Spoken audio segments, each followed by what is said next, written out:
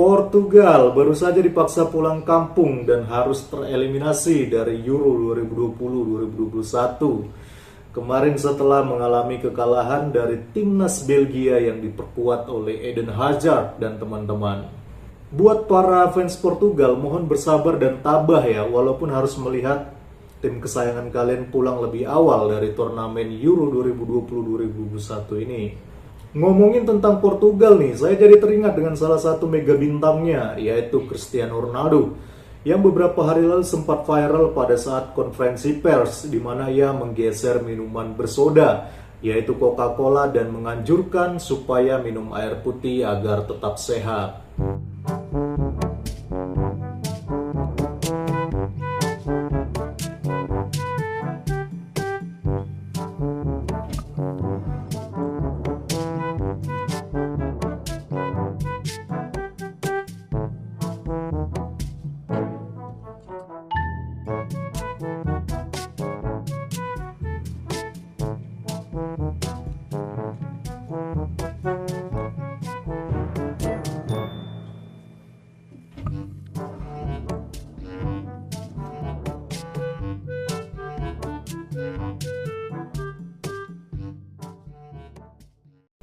Peristiwa ini menjadi viral, bahkan sempat dikabarkan bahwa saham Coca-Cola langsung anjlok dan mengalami kerugian sekitar 57 triliun. Luar biasa ya dampak dari seorang Cristiano Ronaldo ini, padahal baru digeser doang minumannya.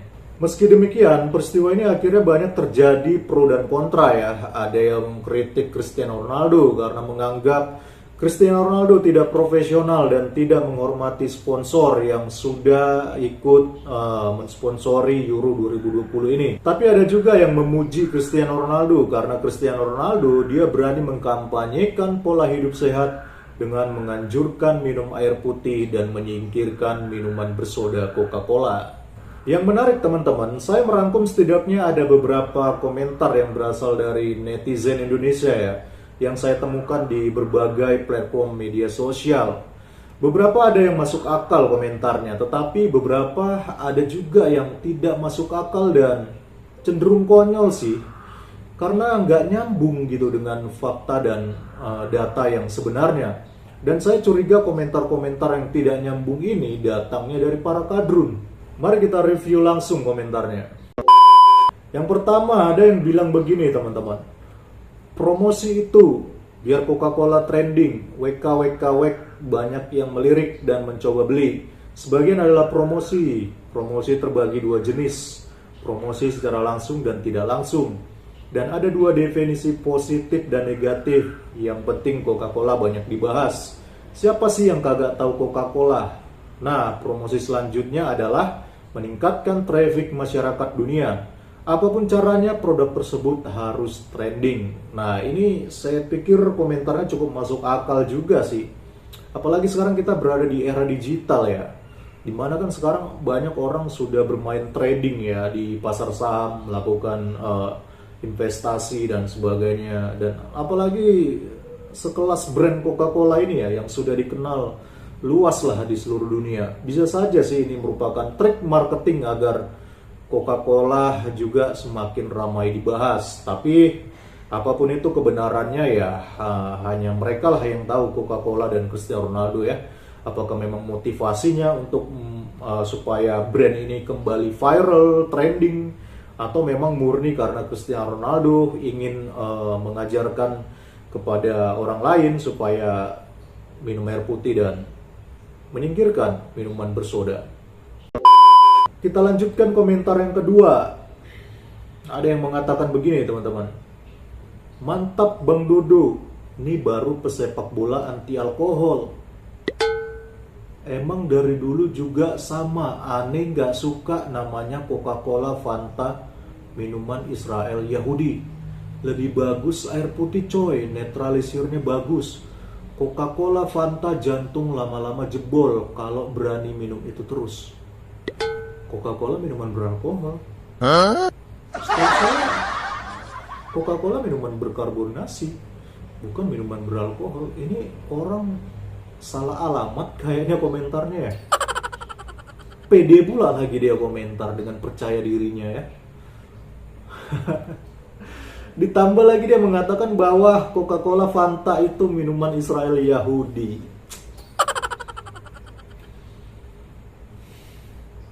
Dia ini sebenarnya paham gak sih kalau Coca-Cola ini berasal dari Amerika, yaitu tepatnya dari Atlanta? Kenapa dikaitkan dengan Israel Yahudi? Saya curiga nih, ini kayaknya salah satu kadrun lepas kandang ini. Makanya komentarnya nggak masuk akal dan nggak nyambung ya teman-teman. Jadi teman-teman, Coca-Cola itu bukan minuman beralkohol ya, itu minuman berkarbonasi ya, atau punya soda, punya zat pewarna dan sebagainya ya. Ya memang nggak baik, tapi bukan minuman beralkohol gitu ya. Dan juga bukan produk Israel Yahudi, jadi jangan ngadi-ngadi deh gitu ya, jangan membuat sebuah penggiringan opini supaya publik itu jadi terbodohi dengan komentar-komentar seperti ini. Sudahlah, kita lanjutkan lagi ya komentar berikutnya. Nah ini lagi hampir sama nih dengan orang yang tadi. Dia bilang begini teman-teman, Coca-Cola Company mensponsori Israel dan Ronaldo anti-Israel. Jadi dia mengklaim bahwa Coca-Cola ini mensponsori Israel dan dia membuat sebuah sentimen bahwa Ronaldo itu anti-Israel. Aduh, saya heran ini lihat Islam, lihat Muslim, sentimen sekali dengan brand-brand besar ya. Selalu dikait-kaitkan dengan mensponsori Israel, mendanai Yahudi, Zionis dan sebagainya ya. Kayak kemarin aja contohnya tuh, waktu kasus di Amerika, di Amerika lagi, kasus di Prancis, waktu kejadiannya si Emmanuel Petit ya. Dimana pada waktu itu kadrun-kadrun langsung demo, langsung boykot produknya Prancis dan sebagainya, dibilang beginilah, begitulah, bla bla bla, ribet lah pokoknya jadi kadrun teman-teman. Jadi ya, kalaupun Coca-Cola ini mensponsori ataupun juga mendukung Israel, ya terserah dia kan, brand-brand punya dia, uang juga punya dia, ya. Jadi kalaupun dia mensponsori Israel, mendanai Israel, ya terserah brand Coca-Colanya dong gitu ya. Kenapa mereka ini kadrun ini nggak fokus aja gitu buat brand, buat produk gitu loh, untuk supaya produk mereka itu juga jadi besar seperti Coca-Cola. Dan akhirnya ya bisa digunakan lah untuk hal-hal yang positif gitu, mendukung apakah gitu, mendukung yayasan sosial kah, ya pokoknya tujuannya untuk positif ya teman-teman. Tapi saya ragu sih ya kalau kadrun itu bisa buat brand, buat produk itu bisa besar begitu ya. Soalnya kemarin aja apa itu 212 Maret ya, yang dipromosikan oleh ustadz-ustadz kayak Abdul Somad, Haikal Hasan itu si Babe itu ya panggilannya ya. Dia bilang, mari investasi di 212 Maret, insya Allah akan mensejahterakan umat. Nggak taunya investasinya investasi bodong, dan banyak orang yang mengalami kerugian. Dan sekarang 12 Maretnya itu kemana nggak jelas ya teman-teman. Aduh, pusing deh lihat kadrun-kadrun ini teman-teman. Kita lanjut lagi ya komentar berikutnya. Aslinya Ronaldo mau bilang ini Coca-Cola adalah salah satu penyumbang dana buat Israel. Nah ini mirip juga nih sama yang tadi nih. Ronaldo sangat tidak suka dengan kekejaman Israel. Ronaldo sangat mendukung Palestina. Ini lagi-lagi ada kadrun ini lepas kandang, menggiring opini seolah-olah Ronaldo membenci Israel dan mendukung Palestina ya. Padahal intinya pesan Ronaldo kan dia menggeser Coca-Cola dan menunjukkan air putih kan untuk menunjukkan pola hidup sehat ya teman-teman. Tapi ya namanya kadrun lah, ada aja yang digiring, digoreng jadi sebuah opini, jadi sebuah klaim bahwa itu karena Ronaldo benci Israel, karena Ronaldo mendukung Palestina. Aduh, kadrun. Makanya kalau punya smartphone dipakai buat cari berita yang berbobot dari artikel ataupun website yang bertanggung jawab, media yang bertanggung jawab.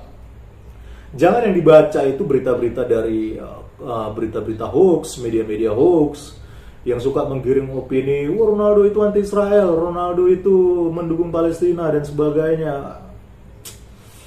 Carilah di sosial media ataupun di smartphone kalian di Google, itu semua berita hoax semua. Itu hanya dari orang-orang yang nggak suka dengan Yahudi, dengan Israel.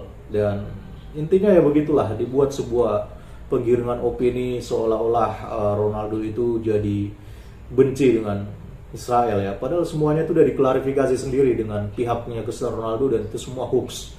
Jadi stoplah makan berita-berita hoax supaya jangan jadi dungu gitu ya. Oke, kita lanjutkan lagi ya teman-teman. Ini komentar berikutnya. Ini masih dari Kadrun lagi nih kayaknya.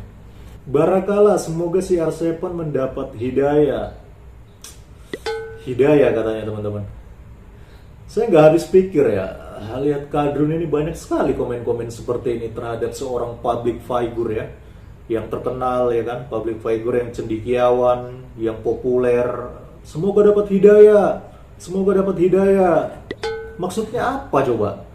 Ronaldo itu sudah benar jadi Kristen, jadi pengikut Yesus Kristus. Lihat saja hidupnya, udah baik, udah bagus gitu ya. Dia menjaga pola hidup sehat, ya kan? Sering mendonorkan darahnya untuk yang membutuhkan. Bahkan dia berjanji tidak akan membuat tato di tubuhnya karena dia suka mendonorkan darah. Lalu ia juga suka berdonasi gajinya ya, yang fantastis dari hasil endorse, dari hasil main sepak bola, model dan sebagainya. Itu dia sering berdonasi teman-teman terhadap yayasan-yayasan sosial gitu ya. Jadi Ronaldo ini intinya orangnya sudah humanis banget lah gitu ya. Sosial banget orangnya, jadi baik banget orangnya. Jadi udah betul gitu. Jadi ngapain dapat hidayah gitu. Saya takut kalau justru nanti dia dapat hidayah seperti yang Kadrun mau ini. Saya takut nanti Ronaldo-nya bukan jadi semakin baik, malah semakin buruk teman-teman. Ya. Karena kenapa? Karena kita berkaca dari pengalaman aja ya, contohnya ya. Kita lihat beberapa orang yang dulu Kristen lalu tiba-tiba mengaku dapat hidayah masuk ke Muslim gitu ya. Hidupnya makin bagus atau enggak? Ya, coba kita lihat dari Yaya Waloni contohnya yang pertama, yang dari Kristen ngakunya mantan pendeta, sekarang dia di Islam. Dia ceramah, saban hari ceramahnya kalau nggak mengumbar kebencian ya mengkritik presiden, mengkritik pemerintahan, menghina gitu ya.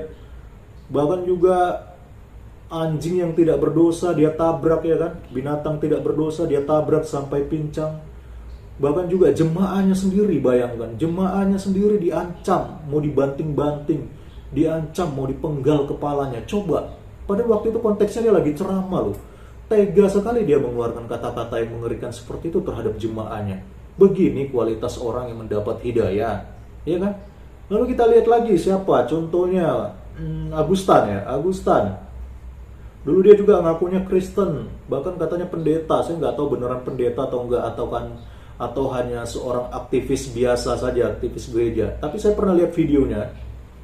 Itu ada videonya dia melayani di sebuah penjara atau komunitas atau bagaimana, saya nggak tahu. Ya, karena nggak dijelaskan secara detail di dalam video itu. Tapi intinya di dalam video itu dia mengeluarkan kalimat-kalimat berkat gitu. Kata-kata motivasi terhadap orang-orang yang dia layani pada waktu itu. Bagus sekali teman-teman ya, jadi dia menghibur, memotivasi orang-orang yang dilayani pada waktu dia Kristen. Dan sekarang dia mengaku sudah mendapat hidayah dan mualaf.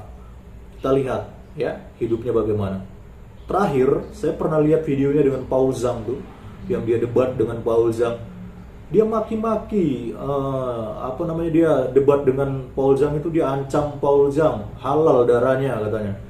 Baru ada satu YouTuber juga, siapa itu yang pakai kacamata mirip-mirip ada darah Chinese-nya itu, saya lupa namanya. Tapi intinya dia juga halalkan darahnya lah istilahnya. Jadi sayang sekali teman-teman ya, Agustan yang dulunya seorang yang baik, mengeluarkan kalimat-kalimat yang baik, tapi ketika dia mendapat hidayah justru kacau balau gitu ya. Semua orang diancamnya, beberapa orang yang tidak sepakat dengannya itu diancamnya halal darahnya. Mengerikan sekali teman-teman. Oke lah teman-teman, mungkin cukup segitu aja dulu komentar Kadrun yang kita review ya di video kali ini. Sebenarnya masih banyak sih komentar-komentar goblok lainnya, tapi ya udahlah, itu pun sudah cukup membuktikan bahwa Kadrun-Kadrun ini memang Ah, ya kita maklumi aja lah teman-teman ya. Ya tapi semoga lah dari kejadian ini kita semakin belajar ya, memberikan komentar yang bijak, komentar yang logis, objektif, yang nyambung gitu ya, dan tidak dungu seperti para kadrun ini ya. Dan saya juga lagi menunggu nih, menantikan ya, ada pertandingan akbar antara timnas Inggris melawan timnas Jerman ya. Inggris ini favorit saya teman-teman. Saya dari dulu selalu dukung timnas Inggris gitu ya, karena saya suka beberapa pemainnya gitu ya. Karena kalau di klub saya kan suka Manchester United ya. Dan kalau di timnas Inggris tentunya ada Luke Shaw, ada juga Marcus Rashford, ada siapa lagi ya yang masuk, Dean Henderson gitu ya, yang dari Manchester United. Ada Jesse Lingard, tapi Jesse Lingard kemarin gagal dipanggil ya. Ya pokoknya saya suka lah gitu dengan timnas Inggris ini, dan semoga timnas Inggris versus timnas Jerman ini, timnas Inggris bisa menyingkirkan timnas Jerman ya. Jadi buat para timnas Jerman, maaf dulu ya, kali ini kita tidak sepakat gitu ya. Oke, itu aja mungkin yang bisa saya sampaikan di video kali ini. Salam kritis, Tuhan Yesus memberkati. Shalom.